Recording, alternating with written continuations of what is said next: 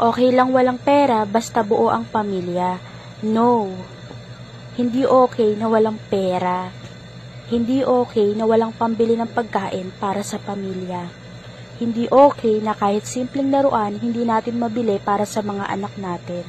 Hindi okay na wala tayong magawa sa tuwing kailangan ng bagong damit, gamit sa eskwela o pamasahe man lang. Hindi rin okay na wala tayong pambiling gamot sa tuwing may sakit sila. Huwag tayong magpanggap na masaya tayo kahit kumakalam ang sikmura natin. Ang lungkot. Kasi ang totoo, sa panahon ngayon, kailangan natin ng pera para maging masaya.